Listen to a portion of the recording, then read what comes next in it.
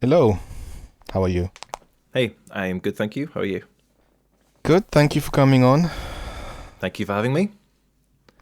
So, uh, we were gonna have a debate about socialism versus capitalism, Yeah, and well, wait, we'll have a sorry. I want to discussion. make We'll have a discussion slash yeah. debate. Well, it's. I'm not going to put my flag on the socialist thing too much, but very much social democracy at the very least, like regulated capitalism at the very least. I'm very much not a free marketeer. The socialist thing specifically, I could give or take. I'm not too specific about that. What is your main area of concern, or like the biggest reason why you see some socialist policies as important to you? What's the highest priority? Yeah, but it wouldn't necessarily be socialist policy. So to me, the reason I'm kind of backing off of socialist is because to me that is Don't specifically be about afraid. It's democracy. just a word. Yeah, you know what? It's that I just want to be very clear. I'm not that bothered. I'm quite what's the word agnostic about the socialist bit, which is about democratizing the workplace and the economy. I think Okay. that's a long term goal for me in a way. I mean, I don't think that's realistically would ever happen within my lifetime, so I don't get too wound up Well, you're about that. young. You never know. Well, fingers crossed. But I'm more certain, more confidently, let's say, a social democrat. So the policies, like regulations in in the market, I'm very comfortable with. Whether Okay. that's I don't know food standards or like building regulations, safety around that, banking regulations. So my fear about well, not my fear, my concern, my fear, I guess, about pure like kind of free market, more libertarian economics is it's primarily I think I would say about around exploitation, as in to the victor the spoils, and exploitation is, as we can see, very rife in the world right now. And I think it would just be exacerbated under a kind of more free market Okay. economy. Um, just so I understand also, but are you for democratizing the workplace, as in the workers own the company or have a say in have a democratic say in the company? So my current position, I would say, is that I don't argue that that should be legally mandated. But you I encourage think. it. Yeah, I'd say so. It's like I would say the way I'd say it is it's personal value, but Hmm.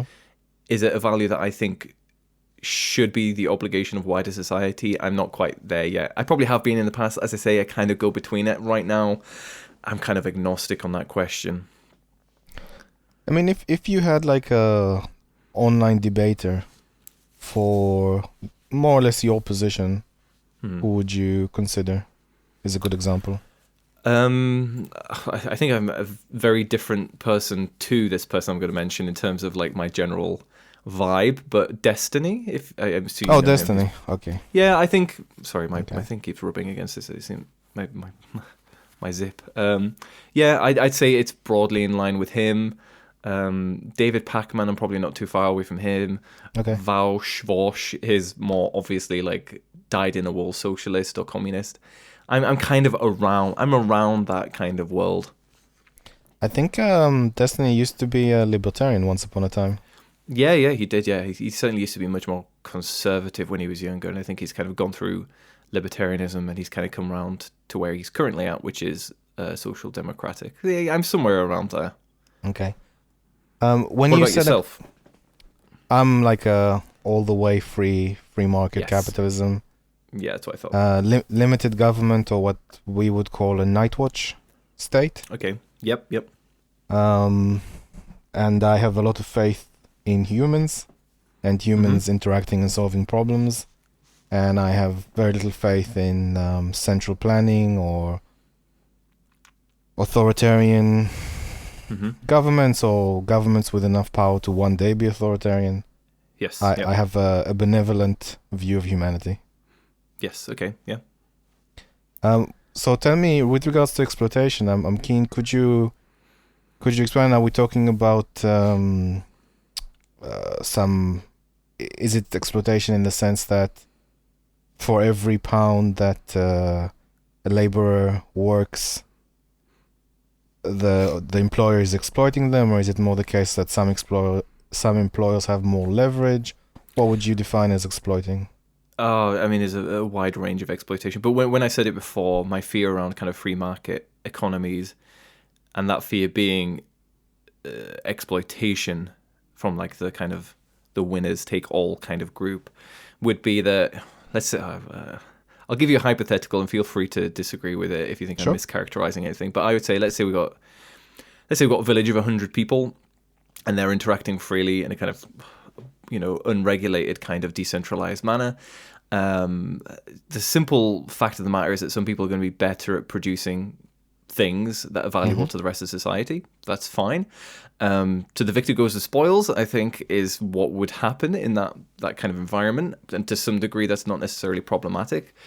But that would de facto essentially be a centralization of power around that person, because they would, I don't know, whatever currency or whatever way of measuring power in that society would kind of, they would amass that, and it would kind of centralize around them. And that would be my concern, because I think it's very hard to avoid in a free market society. You would increase freedom in a kind of negative freedom sense of, freedom from, and legally you wouldn't be in any way you wouldn't have anything infringing upon your freedom. But the reality of the situation would be that in this village of 100 people, you got this one blacksmith, let's say, who's way better at anyone else at producing what is valuable to the rest of society. He amasses a much greater amount of wealth. He has power in that society all of a sudden. He is the power broker in that society's power has become centralized around him. So that would be my concern. Okay, so we've said that if you leave, let me see if I got this right. If you leave people to be free, you will have inequality. Yeah, is that? Yeah. You'd have some inequality. Some people will be better than others at certain things. Which I'm perfectly comfortable with. It's when that power starts to manifest, I guess, politically and to a massively disproportionate degree. Let's talk about that then. Yeah, cool. So the blacksmith has a lot of money. How does he have more power over other people in the town? Well, he has whatever the currency is. He has more money, and people want that. He is. I mean, it's socially determined to some degree, isn't it? I mean, he's the center of power. He has the money. He has a massively disproportionate amount of money in this scenario. So let's split it. I'll split it into two types of power. You tell me what you think. Yeah. So let's say there's political power and economic power. Political power would be force. I can force you to do something if I pass a particular law. And economic power is purchasing power. I can buy more stuff. I can consume more stuff than other people. Which does he have? Firstly, do you agree with this dichotomy? I mean, I think like any dichotomy, it serves a purpose. I'm happy to kind of go forwards on that basis. Okay. I would say he has both, really, because he de facto has economic power. Certainly, I think we would agree quite easily on that. Let's start there. He has more money, yeah. Yeah, and I would say de facto he has more political power by virtue of having a massively disproportionate amount of economic power. He could say, I now want everyone to curtsy as I go past them. This is a new rule I've invented. And you say, I disagree, actually. I don't think he can do that. Well, for example, it's all well and good that he can provide a good service for people in the town if they need their blacksmithing, and he's the best at it. And let's say for argument's sake that blacksmithing is a highly valued profession in that town, but I don't think he can tell people what to do. They still have to trade with him. He still has to provide a good value to them, otherwise they will stop buying his services. And certainly he can't kick people out of their homes because he doesn't like the look of them. He can't make them curtsy. He can't tell them to say things he doesn't want. They have to agree to every exchange with him, unless he's obviously voted in politically, in which case, sure, then he has. I think, power. But I just don't think that's very realistic. I think if I just feel like you're asserting the point of Well, I'd disagreement. like to rather discuss than it with you. Yeah, I'm struggling to get my head around this because he quite simply could. I mean, economic power and political power. I accept the dichotomy conceptually to some degree, but it's not really a kind of discrete dichotomy, because if you have economic power or even physical power, if we're talking like a village of like 12 people and there's no economy, hypothetically, then if you have the physical power but there's no government, you could quite easily turn that physical power into political power just by virtue of the reality of the situation. I So think I think it's the same economically. For argument's sake, there is a government and a town council that was voted in democratically. Mm-hmm. Yeah. And so I don't think it's like, without any government, he's just the richest person in town. Mm-hmm. But I appreciate that this is a common kind of, I would say, misconception, that people with more money have more political power, political force, and to some degree it's, it could be obvious to people, let's say in America, where politicians are open to accepting some of these money, and it gives the impression that if you have money, you could buy political power from politicians directly. So I can appreciate that some people may see it that way. I think that's. I mean, it's certainly my perspective is certainly a common one, but I think you're slightly oversimplifying the case. I don't think people are really. The insidiousness of it isn't as simple as one really rich person buys a law or something like that. It's much more ingrained. It's much more to do with kind of like class structures. We have a political class that is linked to the British class structure. Well, it's not. Well, it's certainly not just a British thing. Ingrained. It's not for my country, but go on. Well, right. I think you're missing. Well, I've been in England for a long time, but originally, I come from a country that's very young and doesn't have hierarchies. I'm going to have to push the doubt button on that to some degree. Sure, I don't think fine. it will have like a few hundred years of like the exact same version of a kind of class structure that the UK does. I mean, every country is unique, certainly, but deeply ingrained needn't be hundreds of years. I mean, the United States is. How can For I example, say this? let me just say the United States is obviously a much younger country than the United Kingdom, but it has possibly more deeply ingrained kind of class structures. It has a lower level of economic. What's the word?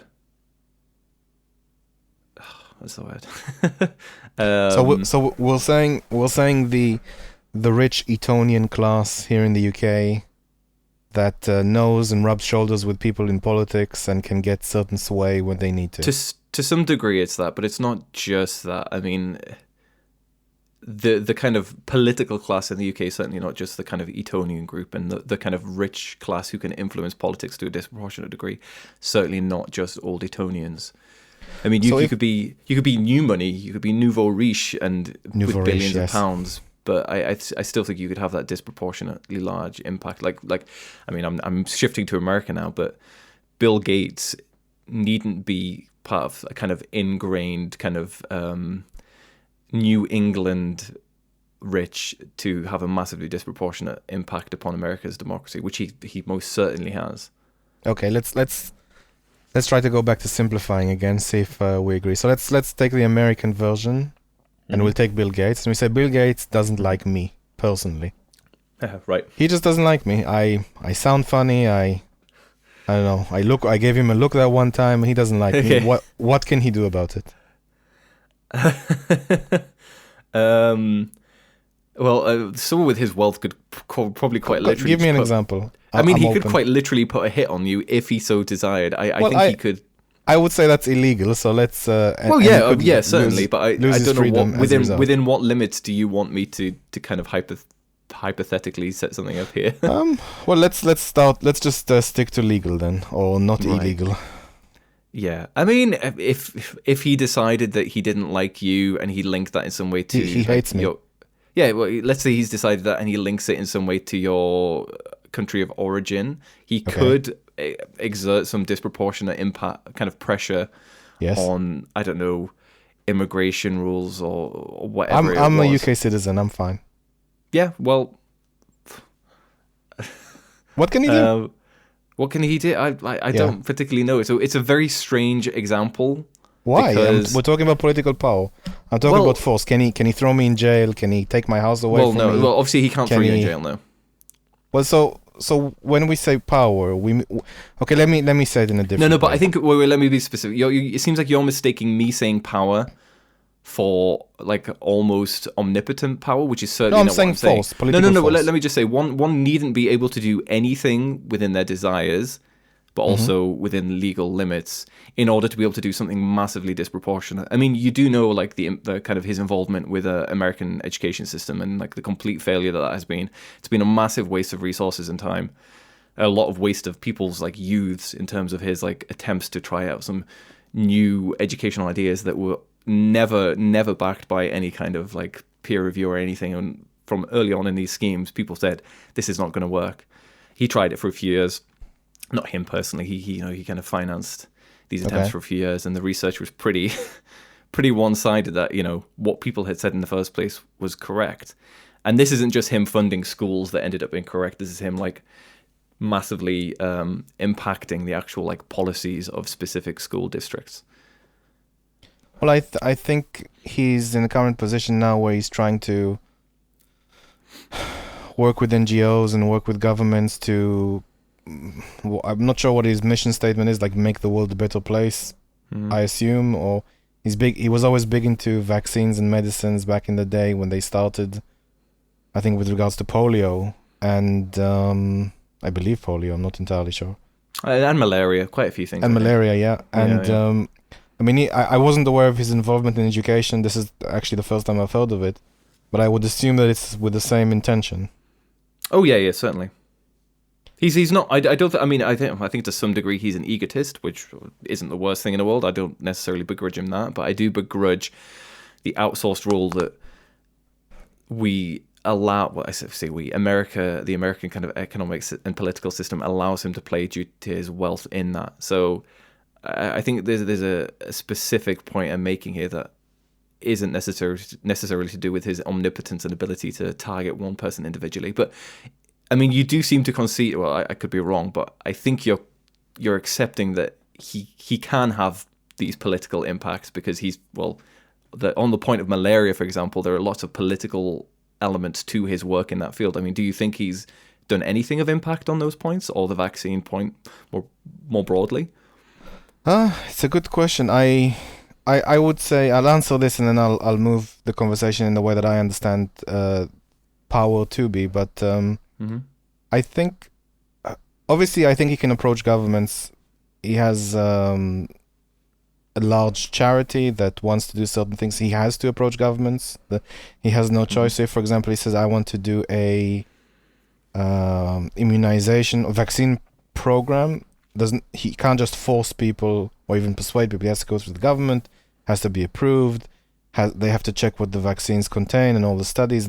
So in a lot of these cases, he has to incorporate them, and I would concede that maybe because of the charity that he has, the size of it, that perhaps he has politicians who are more attentive to it, or maybe it's the complete opposite. They hate his guts because he's trying to control the globe. Who knows? No. So let's be really straightforward here. He has political power in the ways you've just outlined, precisely because he's wealthy. His charity certainly isn't small, so I would assume that if they want the ear of someone, I feel like we need to be very specific on here, because I've never actually heard anyone doubt this point. It's a kind of a new point to me, because it should really, in my opinion, be so easily accepted. He personally, and through his charities to some degree, is personally. It's him as a human. He has outsized, disproportionate political power due to his wealth. Like, he has the ear of governments. Hold on, I'll say to what I concede to. He can probably get someone to pick up the phone and talk to him about his vaccine program in a particular country, but it still has to go through all the approval process of any other person who's trying to suggest something like this. before like the Okay, government right. No, approves but it. even before we get to that process of the political process of approving something, Sure. that first step is such a huge thing. It's massive. Why is it a massive thing? Well, because how many people do you think have that power to do that? Sure, To I be mean, able to, you have networks and connections and yeah. and stuff like that, but like maybe his outsized power that he got to the front of the list, that someone picked up the phone and answered him, but so what? Well, so firstly, that is hugely important. I Why find is that hugely important? don't. I'm being serious. No, I mean, that's fine. I'm almost struck by your naivety because the simple reality of the fact. Sorry, what's that? Oh dear. Well, because no other person would no other person. The vast majority of human beings in existence through time ever would not in a million years be given any chance. And your first chance of having your ideas or your suggestions or whatever being taken seriously by the political kind of power, whatever that may be, whatever country we're in, is having it heard and listened to, and that automatically gives him a disproportionate voice, which is power in democratic states compared to any other person. I mean, to some degree, that's going to be reality within our system, even a social democratic one. Sure. But a massive curtailment of that. I mean, let's compare. Let me. So right. I wanted to talk about something else, but I'll say one thing. Let's compare. Let's say I want to debate with Destiny. Yep. I've got a YouTube channel with 70 people, maybe less, 70 people. Mm-hmm.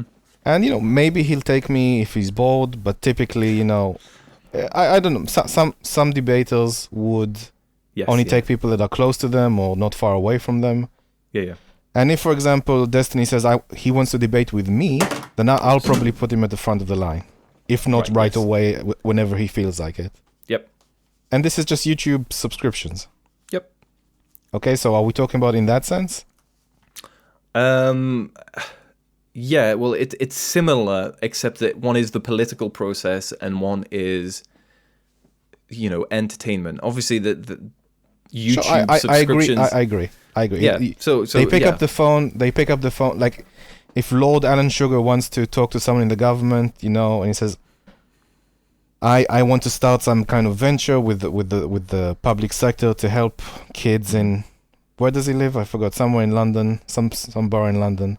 Yeah. He'll probably get someone to pick up or he's a Lord, so he's already going to get someone to pick up the phone. Yep. So yeah, I agree, but it still has to go through a process, and maybe that process could be shorter for them.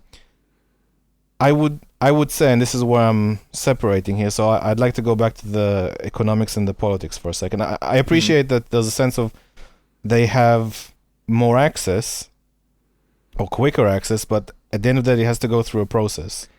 Right. With economics, you'll probably agree. Yeah. But that excess in the first instance is power. We can say it's not. It's obviously. I'm not. It needn't be omnipotent political power. Whatever. What would you call that power then? Sorry, say it again. What would you call that power? To have someone pick up your phone? Fame. Sorry, what would you call that? What would you call the power that someone picked up the phone ahead of it and talked to you, approached you in the government ahead of everyone else? Fame. Well, it is de facto. What kind of power? It's political. No, you can't use force on anyone. I think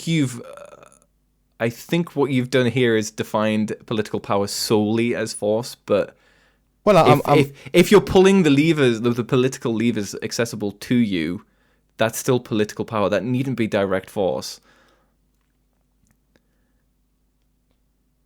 Well, what kind of getting someone to pick up the phone to you first is a form of political power?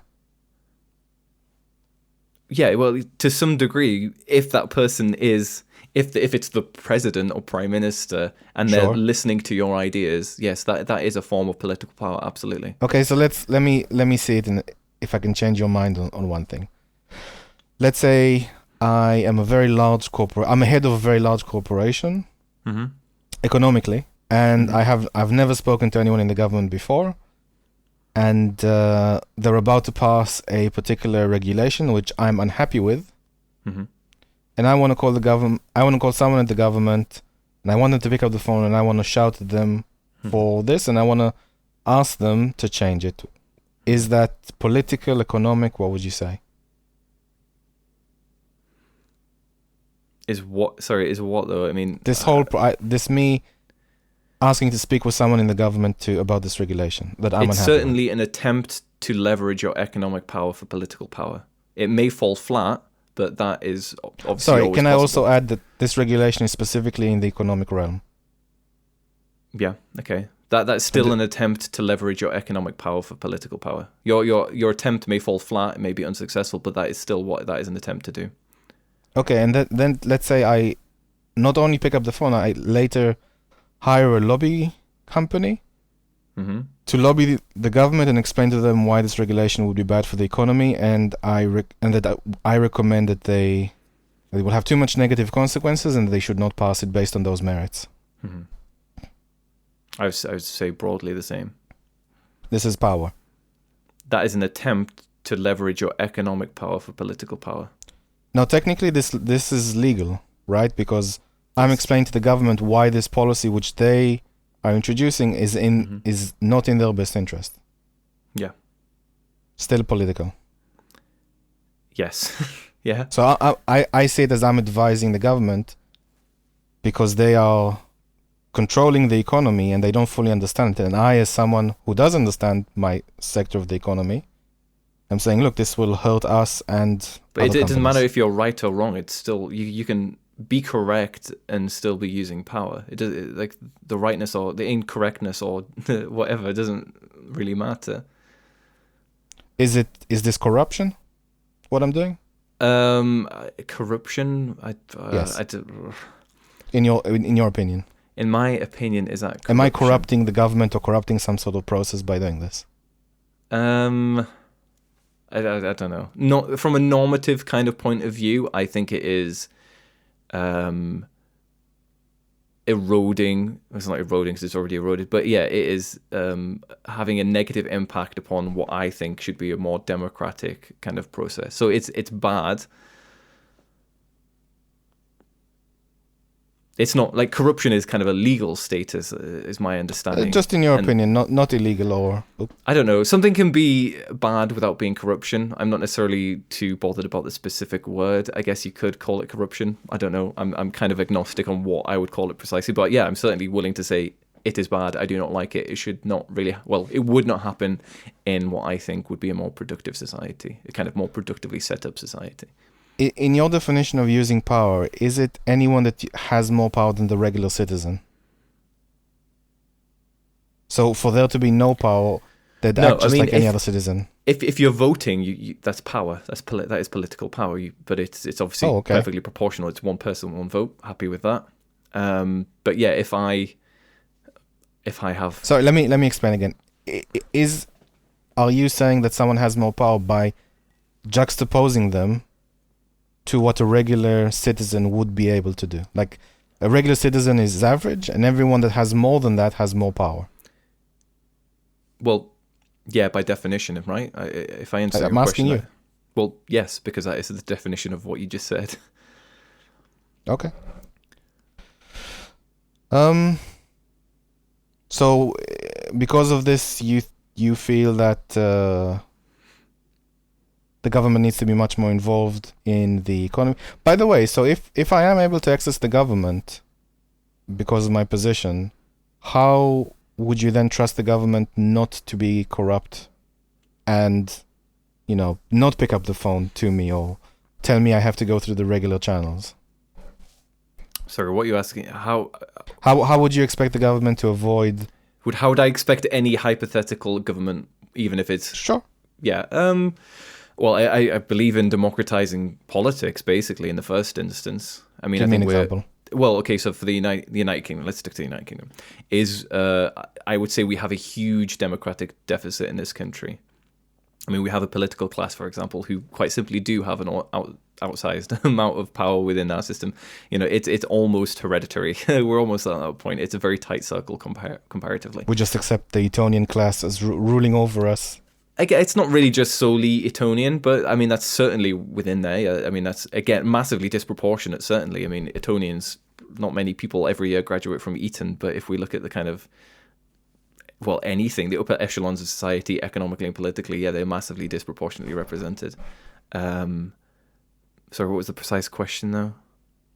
How would you make the government more democratic? Yeah, it's very, very, very, very hard. It's a combination of kind of like norms, rules, regulations. But in the first instance, my kind of general push towards it would be democratizing our politics in the first instance. I think we have a woefully inadequate democracy. I think we have a massive, what I would call a democratic deficit. So there are Go things on, like, give me an example. I don't want big fancy names. I want some examples. You're going to get the overall picture, and then I'll give you the details. Sure, I would recommend you being patient. So in the first instance, I think more proportional representation. What precise system? It needn't be anything would be an improvement pretty much over what we have. But yeah, so that would be one of them. For example, that would be one suggestion that would do a great job of kind of eroding the current political. So are we talking about first past the post or something else? Moving away from first past the post, certainly.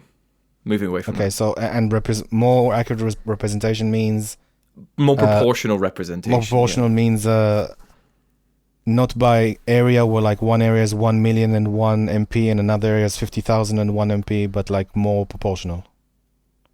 Yes, broadly speaking, but even if like voting districts or whatever are of equal size, you could still have like a massively disproportionate kind of result due to first past the post.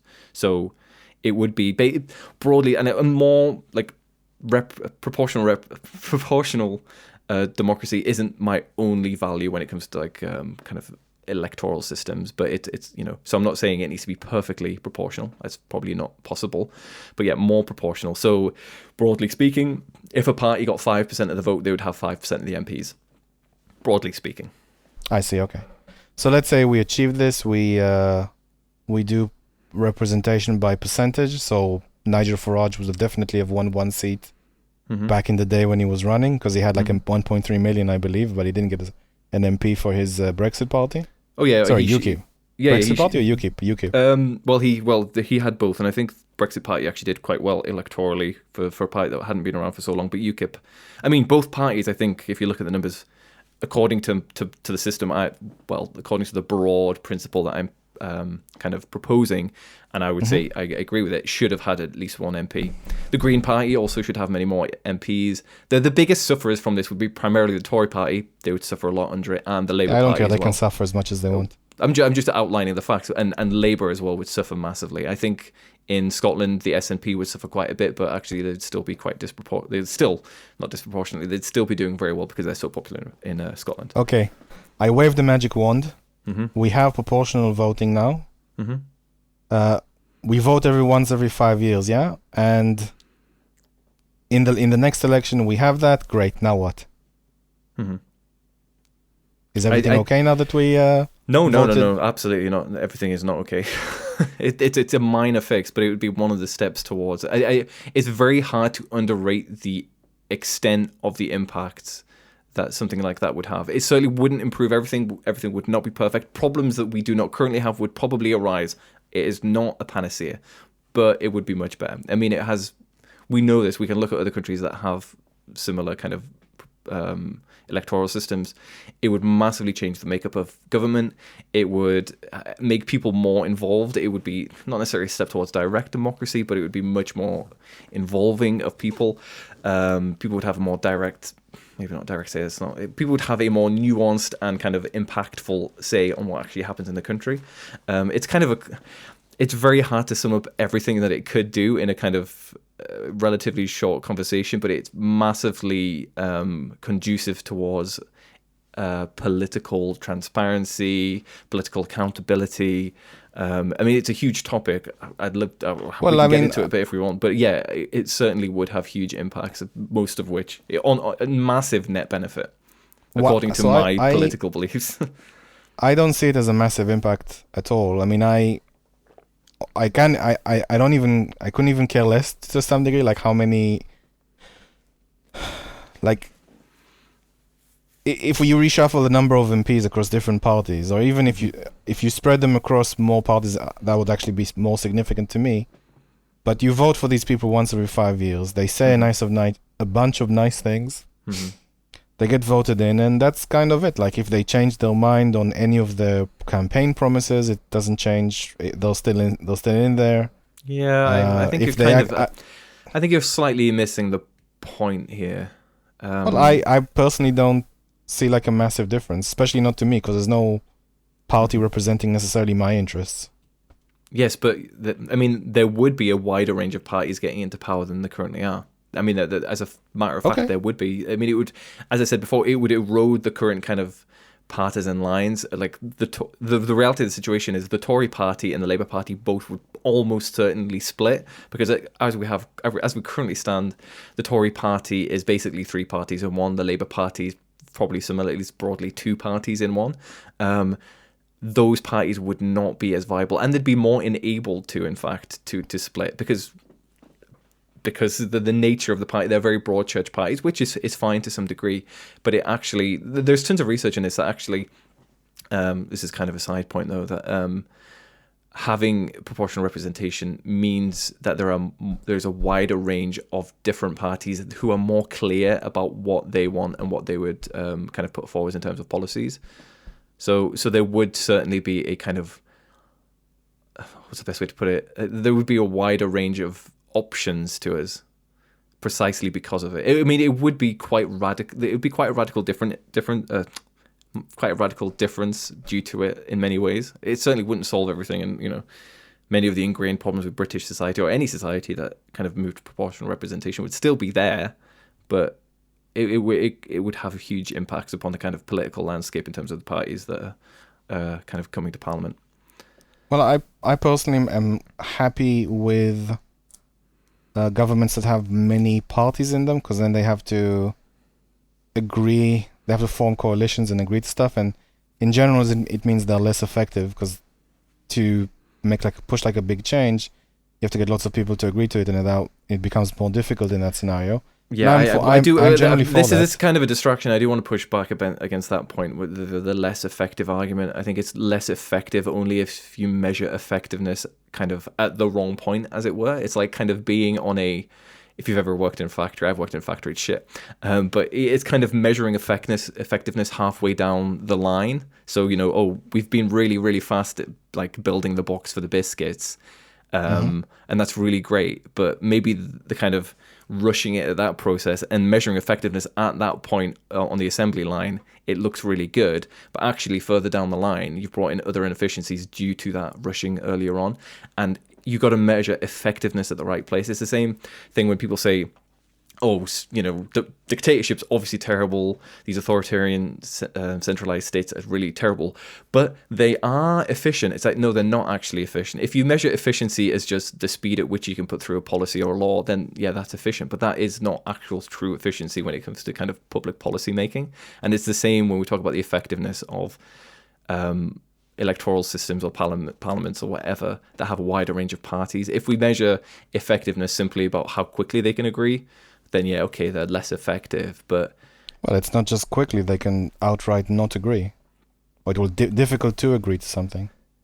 Yeah, but that's fine. That's what politics is, right? I mean, but if you have you have parliamentary or I don't know, House of Congress deadlocks already. It does happen anyway. It probably does happen more in those parties in countries with proportional representation, but that's not necessarily problematic. That's not necessarily problematic at all. I think we're talking. Sure, but here in the UK, you can crack the whip and get on big issues at least, and get people to fall in line. And if it's like 3 different party coalition, then there is no whip to crack. Yeah, that's not necessarily as problematic as you seem to think. Okay, fair enough. Look, I'm not really concerned. Yeah. In that sense, in my opinion, I would actually like politicians to get out of my life more. I would like to have more freedoms to make decisions for myself. But I assume that you would not take that position. My position would be almost like kind of the inverse of that. It's kind of putting a mirror to it. So it's authoritarian dictatorship. No. The opposite in a different way. So libertarian, kind of like your type of libertarian. I totally get it. Scum of the earth, yeah. Sorry, what was that? Scum of the earth libertarian, yes. No, not whatsoever. No. The scum of the earth libertarians are the people who call themselves libertarians but are actually authoritarians, like kind of right-wing nutcases. They call themselves libertarians because they want to pretend to be. You know, I disagree with you. I do not think at all that kind of actual libertarians are bad people whatsoever. No. Please, if I've ever given you the impression that I think that, I'm sorry, definitely not. I would put a mirror to that, and I would say instead of wanting politicians to have less impact upon your life, I want you and every single person to have more impact on politics. That's what I want. I want people to have more of that hand. I don't think you entirely disagree. I read a bit of what you've written on the Discord and a bit of what you linked to me. It's not a million miles away in some senses. We clearly diverge in a lot of ways, but that's how I would put a mirror to what you're saying, and it's in a way not a million miles away, but it feels like the inverse, I think, broadly speaking, that rather than saying, I certainly don't just want centralized government to have more of a say in what people do, but to some degree that will be that is necessary. You know, laws to stop people murdering, that to some degree is saying, hey, don't do that. But I would say, rather than, just to clarify, I wouldn't say I want politicians to have less power over your life. I would say I want you to have more power over your life, and that is to some degree through the power you wield politically. So I would say this. I would say I'm also not for murdering. I would say that I would like the government to protect my rights and other people's rights and resolve disputes, resolve issues, so we don't have to murder each other. Yep. Or in a sense, try to remove violence as much as possible from society, or people who initiate violence, by having the monopoly on retaliatory violence. So if someone aggressed or initiated violence on someone else, the government is there to, as your agent, to protect you or punish them.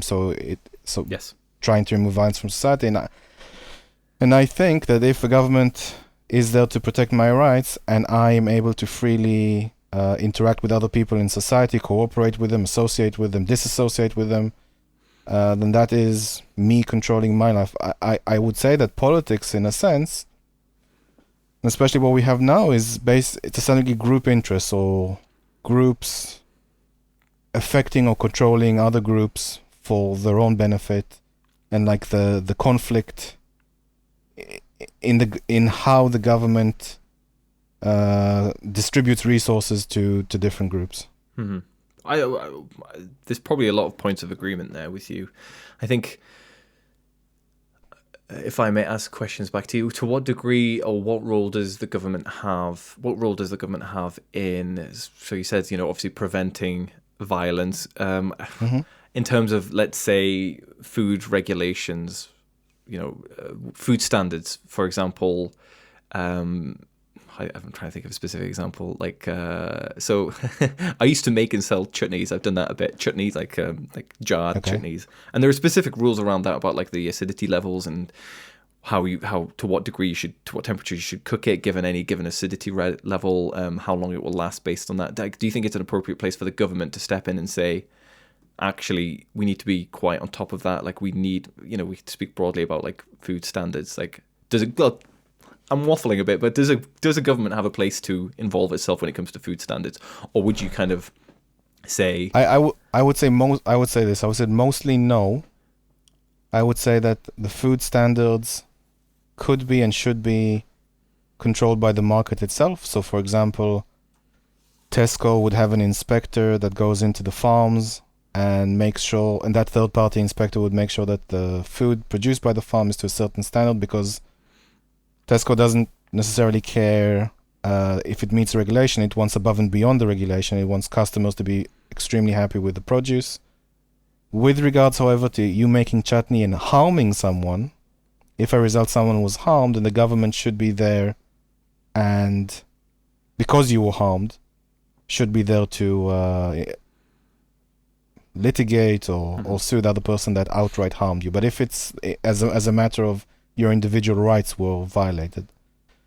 But in terms of like regulation and saying the quality of something, there are market mechanisms to ensure quality and to fit for purpose. To some degree, I think that's a bit of a false dichotomy, because Tesco would be incentivized to well, it would prioritize its profits over like the health of its customers, except insofar as the health of its customers impacts its profits. So they'd be incentivized. Are you sure about that? I'm pretty sure of that. Yeah. Let me rephrase the question for you in the same way you put it forward, but I will say, would Tesco be interested in harming its long-term profits? No, obviously not. No. Well, hypothetically not, but you see a lot of that behavior, broadly speaking, in society already. I mean, companies are massive, not like just a company in a diaphanous way, but the way that companies function can be massively detrimental to its kind of long-term profits due to prioritizing short-term profits. It happens all the time. But let's say, for argument's sake, I'm not sure of what some of the examples you're thinking. I think you're thinking shareholder value. But let's say Tesco, yeah, they have a lot of stuff they already paid for, a lot of warehouses, a lot of stores. Mm-hmm. It costs them a lot of money to get here, and their investors are also interested in long-term profit. In general, financial markets are interested in long-term profits. As obviously there could be like ups and downs, but in general, people put in their pensions, their savings. They're not interested in like in every day it changing. And paying a fee to change. I think there's a point at which I do not disagree, and a point at which we have to start getting empirical rather than theoretical. Sure. And if you look at the way most businesses that are like turning over any profit worth talking about, the simple fact is that they're not as overly concerned about long-term profit as we might kind of hypothetically presuppose. I'm not sure I agree with you. I mean, if I were to start a business now, and I were to invest some money, or even, but we're still talking hypothetically. I mean, what do you want to look at? Well, I can give you an example then. Yeah, go on. Amazon started in '97, didn't make a profit till 2016. They kept investing in themselves. They were always in it for the long term. I think it feels like we're conflating a few things here. That they're not. This is a big conflation of kind of what's the word, offsetting kind of for future profits. I think this is a rather different thing, because that was done with the expectation that they would make a profit at some point, and that's not really showing much concern about, I don't know, customer. Right, but for 19 years I appreciate it. I'm just saying that for 19 years, first of all, they in 97 to the early 2000s they were losing money hand over fist, and even, you may not know this, but in universities, when they were teaching about computers and ICT or IT courses, Amazon was an example of how not to do it. At what point? Back in the early noughties, Amazon was an example of how. Probably were at that point, yeah. No, I'm saying. Yeah. And they kept investing in the business. They kept investing in the business, and did so up till 2016. Like they started like a cloud provider service. They kept investing inside it, and only in the last maybe 4 or 5 years, they're actually making a profit.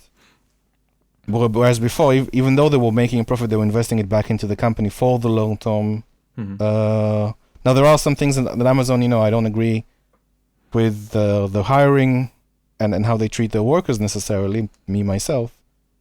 But overall, like, the attitude was long term. And me and you, if we were to open a company, like, even together, we're sacrificing something. We're interested in making money in 10 years, in 7 years. We're not interested in. We're not in it like to get burnt, lose all our money, and start over again. And let's say I have, unless I have some kind of restaurant that's made out of paper mache that I can fold at the end of the night, take home, and not pay any rent, then I have very little to lose. And if I get a bad customer review, I just fold my paper mache restaurant and move somewhere else and try again. But even like a restaurant, you need to hire the premises, you need to invest. You're not gonna on purpose poison your customers as the best way to make short-term profit. Yeah, I think that's where the conflation lies. So again, the problem here where is did I go wrong? We're not necessarily wrong. Let me explain myself. I might do this quite somewhat clumsily, and I could be completely wrong. It's happened. But I feel like there's a conflation of two different things. We were talking originally about, hypothetically, Tesco, Okay. playing fast and loose with kind of food standards and not being too bothered about its long-term profits due to its negative impact upon customers. That's kind of what I thought we were talking about. I think that's what we're talking about. Mm-hmm. And the other thing with Amazon was quite different, because that was about investors accepting that they would be taking a loss for a while because they expected future returns. Whereas the reality of the situation is that you can actually treat customers, broadly speaking, because it's such a large group of people, that you can actually get away with quite. The reality is, I mean, if we look at like smoking companies, alcohol companies, the reality of the situation with fossil fuel extraction, Okay. you can actually endanger your long-term, 100 years plus profits, without it, because 100 years is actually quite a long time, without it being the same thing as that Amazon example, which was actually about a very small select group of relatively small, even if we're talking hundreds of thousands of investors, that's still very small compared to like the general market or the general population of a country. Okay. I don't think we should conflate the two. I think they're quite different. Let's do this. So I'll give you two choices. I can either talk on fossil fuels, or we can talk about Tesco. Which would you prefer? I'm genuinely not particularly bothered. So I'll talk about fossil fuels. I would say that Tesco in the long term does not want to alienate their customers or have the customers get really pissed and move to Sainsbury's for the rest of their life. But let's move to fossil fuels. I do agree they don't want that, but I think I think it's very flippy. It's just speaking. a feeling, yeah. No, well, deep down in my soul, I hate I think those bastards at Tesco. Yeah, this is where maybe a specific example, but I think there's good reason to believe that, despite the fact that they wouldn't want that, if they could choose, they would still act in a way that potentially could result in that. But if we're talking about a society that didn't have food regulations, Sainsbury's would be behaving in the same way. They would be trying to extract as much profit from their customers, because Sainsbury's customers and Tesco customers is basically the same people. I mean, they're demographically. Well, I agree with you. I think they are trying to extract much profit from their customers, and the best way to do that is to serve them. To some degree, because you can serve people in a way that can maximize your profit extraction without really maximize the profit. It sounds good to me. I mean, if I maximize my profits, if I focus on the things that my customers want and maximize on everything they find of value and cut out all the waste out. So this is where the oil kind of fossil fuel thing might come in handy, because obviously Exxon, all this oil, incentivized to lie about what they knew about global warming, and we're all customers. We keep buying, we keep chomping that stuff down, glugging it down. We love it, shagging it at the pub. Yeah, exactly. Straight from the source. But long term, that is well. Let's get into it. What's your stance on that? Well, I would say this. I would say we are asking the fossil fuel companies to provide us with cheap, reliable energy. There are around 1 billion people on this planet that don't have access to energy, and 3 billion, including the one that have as much energy as a refrigerator light. And I would say this: if we don't, I mean, let me put it in a moralistic term, just so I can push it back to you a little and see how you react. If we don't, if we deny them the opportunity to get this fossil fuel, we can get cheap, reliable energy. People in Africa, for example, won't have electricity. A hospital in Africa won't have electricity. A wing of a hospital for premature babies won't have electricity. And why are you trying to kill African babies? Well, I'm not. I would say it's irrelevant to the point that we're actually discussing. Well, it's super important, because no, I don't think you're talking about externalities, right? And I'm talking about these are things. But the two things could hypothetically be true. If we don't have these cheap fossil fuels, people in Africa are fucked. And if we keep using fossil fuels at the same rate or a greater rate than we currently are, we're all fucked. Those two, that's just the shit thing about life, right? Those two things could be true. So this point that you made about poor people in less economically developed countries needing those cheap sources of fuel to improve their quality of life, well, it could be true, but it's actually irrelevant to this. So It's not. It's X, not irrelevant though. So Exxon or BP or whoever could be damaging their future profits long term, as we discussed, simply by still supplying it, due to the fact that we could still all be fucked. Well, we are all fucked if things fucked is So obviously not a very specific term, but yeah. So does that make sense? So you think that if we keep drilling for fuel, we will destroy the planet? No, I mean, what do you mean by destroy the planet? I don't think. I don't know. What do you mean by destroy the planet? I didn't say destroy the planet. I said we're fucked. How are we fucked then? Sorry. I think it will have a massive. Well, it already has had a massively detrimental impact upon food systems, the environment, the ecology. It will continue to have massive negative impacts upon climate across the world, increased drought, increased floods in other parts. I mean, we will not be able to enjoy the quality of life we currently do without massive radical overhauls of society if we continue down this line. Okay, so let me say this. So comparing my life to, let's say, poor people in Africa, then I would say that, look, we need to have energy so they can get. It's not fair. It's not. Let's put it in altruistic sense. It's not fair on them that they don't have access to this energy. They can't be and to grow their economy, to grow the the GDP and everything. They need this access. So, assuming they have these fossil fuels, they're able to farm more food. They're able, let's say, as a result of fossil fuels, the Earth is warmer, or their area in particular is warmer. If they have more fossil fuels, more access to energy, they can turn on an air conditioning or a fan, which protects them from the environment. Right.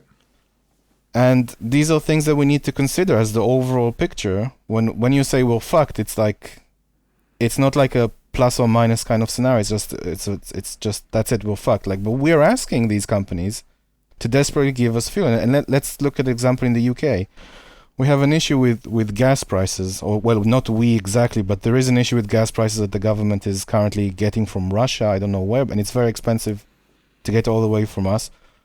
Would you say that, and I'm giving a hypothetical here, should we reopen one of our coal mines just so some older people in the UK will have access to cheaper to heat this winter? Because right now it's either very expensive for them and they have to make a choice between heat or food. So should we, as a result, because right now there's a shortage, should we, as a result, reopen a coal mine?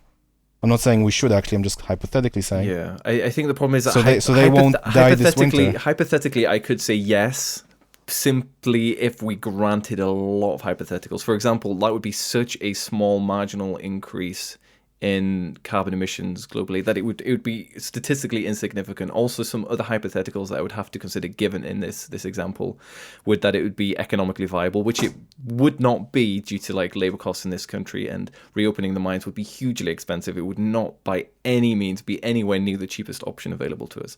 There's a few other hypotheticals I'd have to grant, but if I granted them, then yes, I would.